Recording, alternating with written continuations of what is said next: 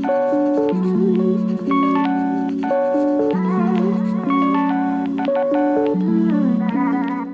guys! Welcome back to my channel. Today we are doing another episode of Hannah Cooks. So I'm not a cook and I'm not a professional, but I want to share with you some recipes of my favorite foods. I am preparing my favorite and my own special potato salad. Actually, you can prepare this in any occasion. Kasi lumaki ako na palaging may potato salad. Yung mommy ko, she would always make potato salad when we have special occasions. So, this is my own version. After many times of making this, nakuha ko na kung ano yung mga ingredients at lasa na gusto ko. And I want to share that with you and I hope that you can try this. I am going to show you the ingredients for this recipe and I'm gonna show you how it's done. This is very simple and quick to make. And before we do that, don't forget to subscribe to my channel if hindi ka pa nakasubscribe. Okay, so guys, we'll proceed to the video. I'm gonna show you the ingredients. So as you can see here, I've got some eggs. That's 1, 2, 3, 4, 5 eggs. It's up to you how many eggs you want to use for this recipe, but I used 5. And then we have some bacon bits. The bacon bits, I already fried them. I fried them till crispy. Insert ko na lang yung clip just to give you an idea kung paano ko siya niluto.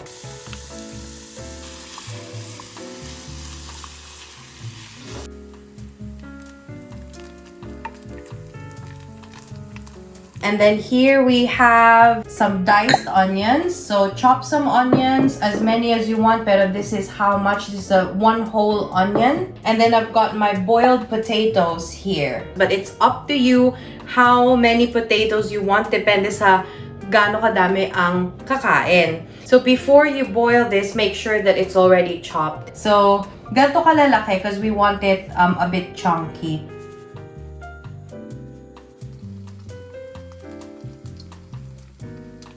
Chicken breast. So we have some chicken breast. Pinakuluan lang to. We boiled it in some salt and some pepper. And then after that, hinimay ko lang siya.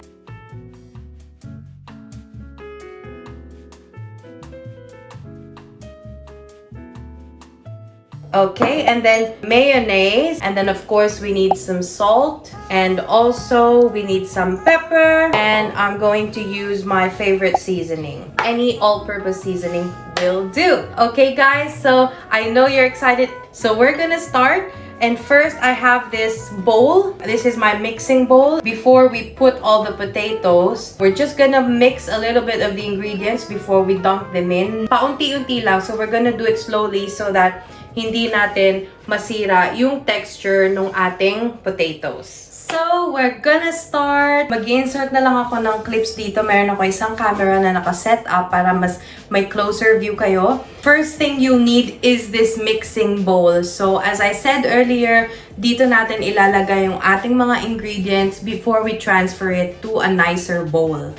Okay? So, I am first going to add a few potatoes, not everything. So maybe just a quarter or 1/4 nito muna ang ilalagay natin dito sa bowl.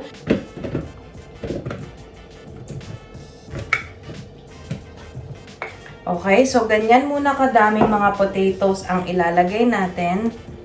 And then I'm going to add some of the onions. Again, onti-onti lang muna. Hindi muna natin ilalagay lahat ng ingredients para mas well incorporated at hindi mamush yung ating mga potatoes. And then I'm now gonna add some of these bacon. And some of the chicken. Yan. And we're gonna add the mayonnaise. So, pakonti-konti lang. Tansya-tansya lang. I don't have the exact recipe. So, kaya ako pinaunti-unti para matitikman ko siya as we go along kung kulang ba siya ng alat or kung anong kulang niya. Okay? Okay na muna siguro yan. And I just have a fork here.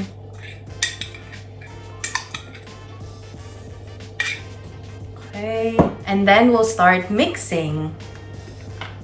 So, whenever you're mixing potato salad, ang technique dito ay dahan-dahan. Huwag kayong magmamadali. Kasi when you're rushing it, masisira yung ating mga potatoes and we don't want that. So, for now, I am going to add a bit of salt and pepper. So, konti lang na salt and pepper para hindi tayo mapasobra ng alat. And then we can adjust the taste afterwards. And I'm now adding pepper. And I'm now adding my seasoning, all-purpose seasoning. So, konti-konti lang muna. And then we mix it again.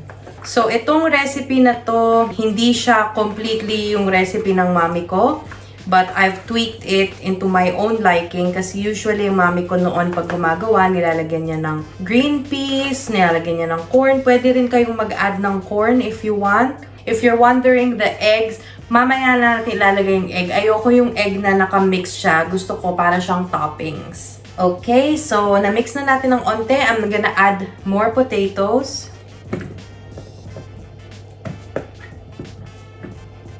And we'll add a few bacon bits again. So if you don't want bacon, if you just want chicken, okay lang din yun. But ako gusto ko kasing may bacon at may chicken kasi mas marami kang texture at mas masarap siya actually, di ba? And we'll add a few more chicken. Malinis ang kamay ko, okay? I washed my hands before doing this. And then we're gonna do the same steps.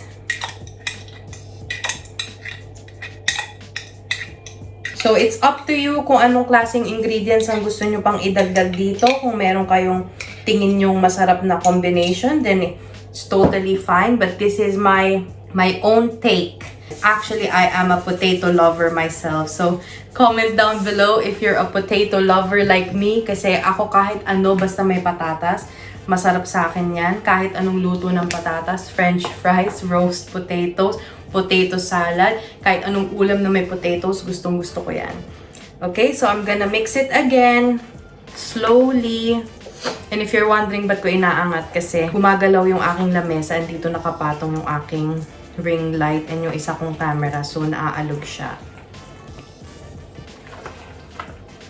Okay, just mix it, mix it. Okay, and then I'm going to do the steps again. So, ilagay na natin itong natitira nating potatoes. And I'm gonna put the rest of the onions. So, these are fresh white onions, okay? So, hindi siya kailangan lutuin. I mean, igisa. You don't need to do that. This will give your potato salad some crunch, some spice, some kick, and some sweetness, diba? Sweet. And then I'm gonna add the rest of the bacon.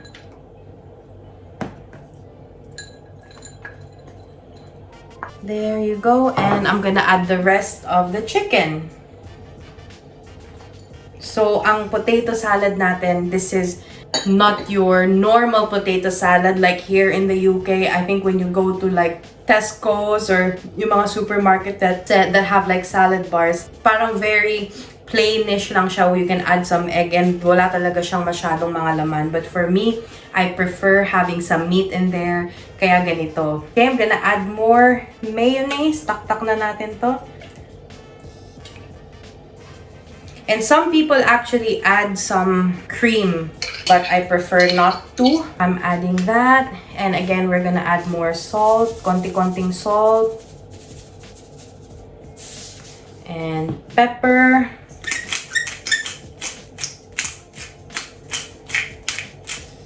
And again, our seasoning. Okay. So, I'm gonna mix this now. Mix, mix, mix ng dahan-dahan.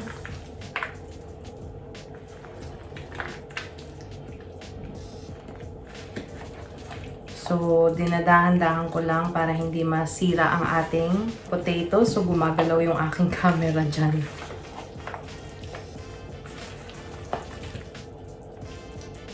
Ang sarap. So, actually, para lang tong yung mga ginagawa natin na macaroni salad. So, parang ganun lang din yung concept nito. So, instead of using macaroni, you can use potatoes. So, So, medyo mahirap ha, kasi kailangan kong iangat kasi nga gumagalaw yung aking table and yung ring light natin baka mahulog.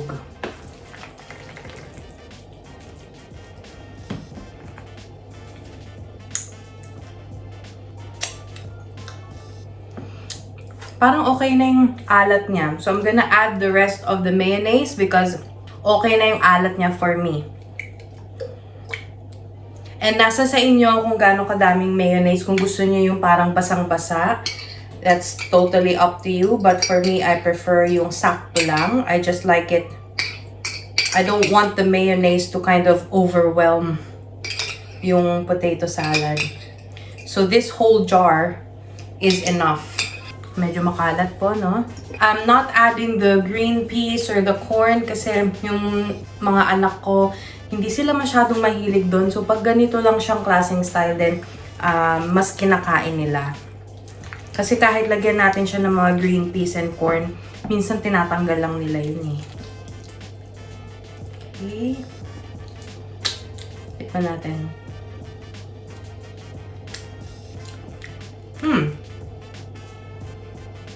I think okay na siya for me.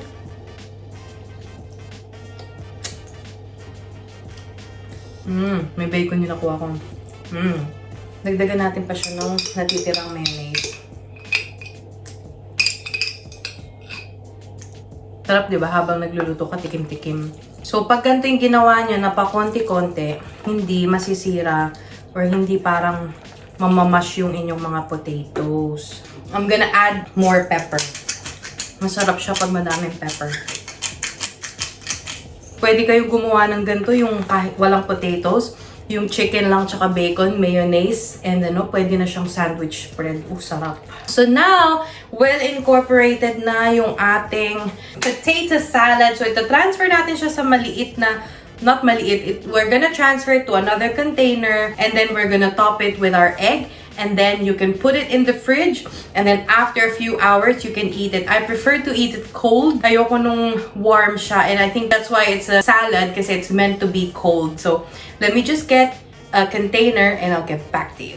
Okay guys, I'm back. And here is my container.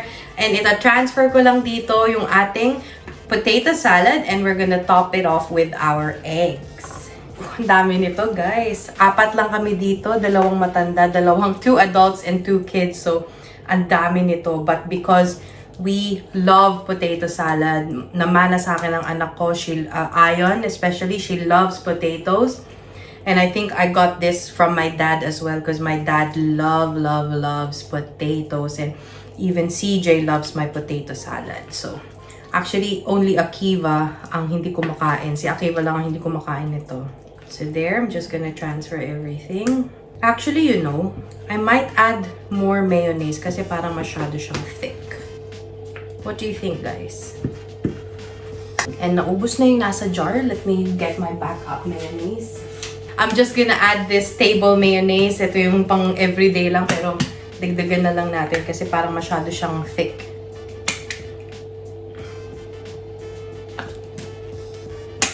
So, mararamdaman nyo naman kapag yung mixture nyo is parang ang hirap niyang i-mix. It means it's too thick and baka kailangan mo pang dagdagan ng mayonnaise. So, tansya-tansya lang tayo, guys. Okay? You can also add some sugar. Sugar like maybe a tablespoon or a teaspoon actually. Nasa sa inyo yan kung gusto nyo ng manamis-namis.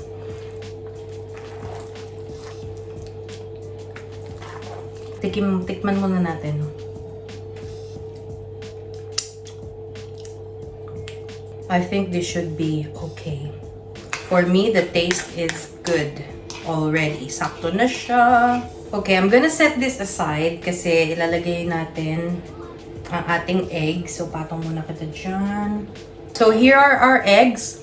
We just need to slice it like this. Yung nakikita nyo, para na siyang bilog-bilog. Hindi ko alam kung makikita nyo dyan. Pero dito, kita nyo siya. So, we're gonna slice it na bilog-bilog and then we're gonna put it on top of our salad.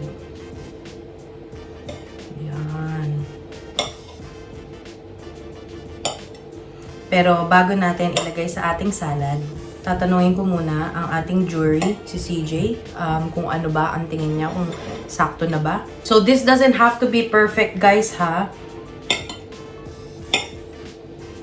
This is just my way of doing this. Okay? Let me just call CJ, patikim muna natin bago natin i-top with our eggs. Daddy? Tikman mo nga muna. Kunti lang. Wala pang paminta. Dagdagan ko pang paminta? Parang sakto na. Pepper na lang? Paminta. Tsaka? Yun na lang. Yun na lang. Para sa akin. Sige. Okay, so sakto na daw. He just wants a bit more pepper. So, lagyan muna natin ng pepper bago natin ilagay ang ating eggs. So, this is the reason bakit pakonti-konti lang tayo maglagay ng ingredients para when we taste it and we know what is missing, then we can always add. So, siguro okay na yung pepper na yan, di ba? Ang dami kong... Okay. Sarap nito. Natatakam na ako, guys. Pero I can't have this until tomorrow. Save natin for tomorrow, di ba? Puro na ako tikim. So now you have your potato salad in your bowl. And now you can just top it with your eggs. Para pag kumuha kayo, kung sino man ang kukuha dito, di ba? May egg agad. Hindi na yung hinahanap pa yung egg. Ang hirap. Ako, I'm always looking for the eggs. Kasi that's also one thing I love, eggs. So, pareho ba tayo? Let me know. Okay, so ilalagay na natin ang ating mga sliced eggs para maganda naman yung ating presentation pag inopen nila yung takip. So, nasa sa inyo paano nyo ilalagay, but ganyan ko siya ipapatong-patong yung eggs.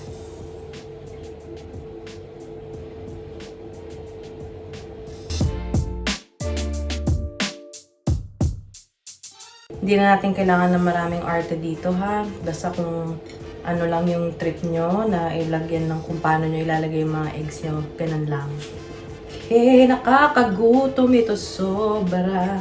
And I'm really happy to make this video, guys. Mahilig ako manood ng mga YouTube videos, mga recipe. Kayo rin ba? I'm happy to share my recipes with you. May nahulog. Teka lang, sayang.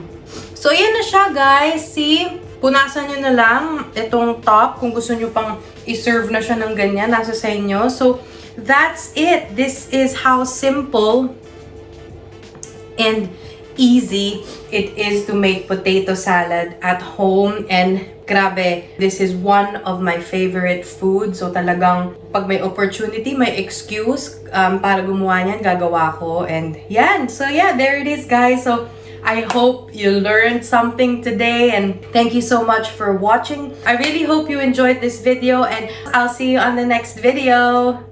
Bye!